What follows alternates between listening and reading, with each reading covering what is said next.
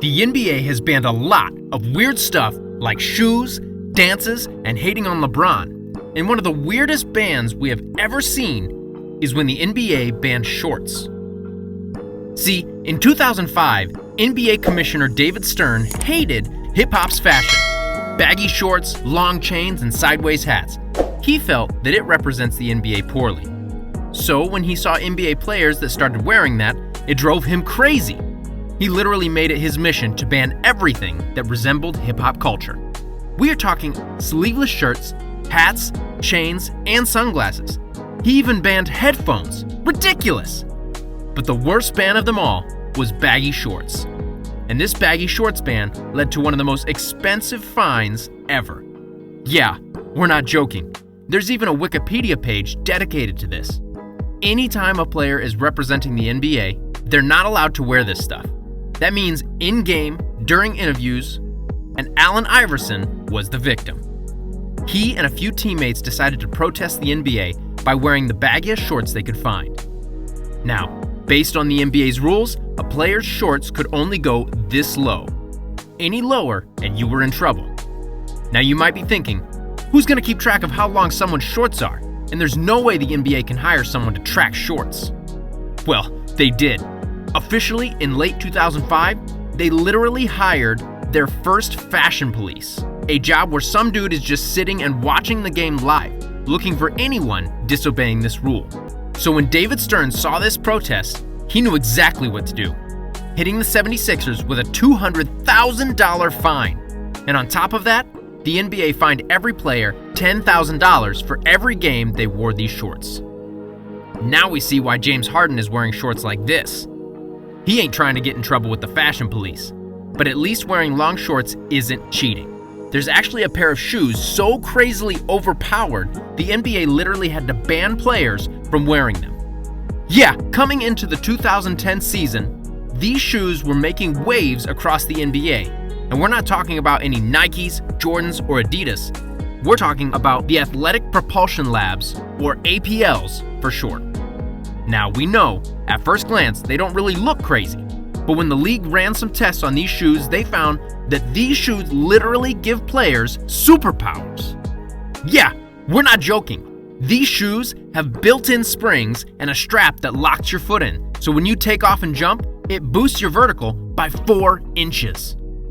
Just think about if you gave Steph another 4 inches. This dude would be out here dunking like LeBron and shooting threes like Steph. But the fun never lasts, and the NBA officially banned the APL concept in 2010. Now, we guess shoes that are cheating, it makes sense why they got banned.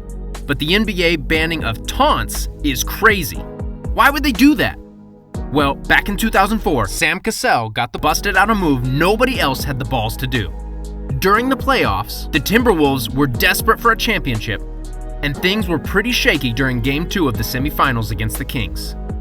With 30 seconds left, the Timberwolves were up by 1. Sam had the ball, dribbled to the corner, took a shot, and bang! He put them up by 3, ran down the court, and that's when he showed the world just how big his balls were.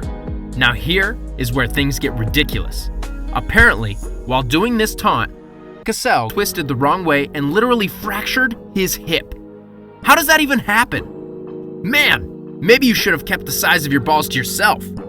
This injury was so brutal that Cassell set out multiple games during the next series, and the Lakers went on to beat the Wolves 4-2. This loss was crushing for the team, and Sam Cassell the man to blame.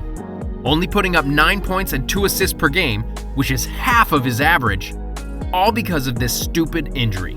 Even their coach, Flip Saunders, blamed that time, saying, he made a shot at the corner in Game 2, and he did his little big balls dance, and from that, he created a little fracture in his hip. We lost a championship from that. No question, we think about that dance all the time. Dang, this man is really having nightmares. You think Sam would retire the taunt after this injury, right? Well, because the NBA didn't ban it right then and there, Sam kept doing it, and it became a staple of his career. He even inspired players like Kobe, Eddie House, Jameer Nelson, and Kevin Martin to do the move. But in 2011, when Josh Smith pulled his big balls taunt out against the Knicks, the NBA realized this taunt was spreading and it needed to be stopped. so they deemed the taunt inappropriate for basketball, especially for the kids watching, and they made an example out of Josh, fining him $25,000 for doing it. And ever since then, the move has pretty much gone extinct. Now, $25,000 is a lot of money, but one player had an addiction so dangerous that the NBA was forced to ban it to save his life. Yeah, Caron Butler could have died on the court, according to the NBA. See, to calm his nerves before games, Caron picked up one of the weirdest habits we've ever heard of: chewing straws. On average, this man chewed 12 straws per day, and he chewed these during games. But in 2010, the league came knocking on Caron's door and they told him, enough is enough, man. They can't have someone like him with massive influence running around with plastic in his mouth. We already see kids trying to copy everything else NBA players do, so imagine they follow Caron and start chewing straws during games. You'll have kids out there choking, so they forced Caron to stop, and they told him there's no place for it in basketball. Anyway, you can help BallFlix to be banned from low subscribers by subscribing. Now, banning chewing on straws is kind of weird, but it's clear why the NBA had to do it. But having your haircut banned is even worse off. How does that happen? Well, just ask Iman Shumpert. See, over his career, Shumpert has been known for his ridiculous hairstyles. But when he got out of the barbers with this, he even had TMZ clown him. Shumpert always used his hair to represent himself, and he continued to do so even after signing a contract with Adidas. Shumpert made the decision that he wanted to stand out as the company's representative. Shumpert had the Adidas emblem physically shaved into his scalp in 2013 while he was playing for the Knicks, and neither Iman nor his barber thought the NBA would object. Shumpert's phone didn't ring until the next day, and it was NBA Commissioner David Stern. And if we've learned anything during this video, it's that you're not allowed to have fun in the NBA. When David saw Shumpert's hair, he did not think it was crispy. No, he didn't. According to the NBA rules, you're only allowed to rep brands on your shoes. So Shumpert was forced to get rid of the logo, and he broke the tragic news on Instagram, showing that the Adidas logo is now just a triangle. He also apologized to the NBA, saying, "Sorry, NBA, but I didn't realize there were branding issues with the logo." Now, we're gonna tell you guys something crazy. If you hate LeBron James, you will literally get in trouble with the NBA. Yeah, there are actually rules that say you will be kicked out of the arena if you disrespect him. This all started in 2010, when LeBron came into free agency for the first time ever. After giving Cleveland 7 years of the best basketball he could, his infamous decision happened where LeBron left Cleveland for Miami and devastated the city, and the fans reacted exactly how you would expect.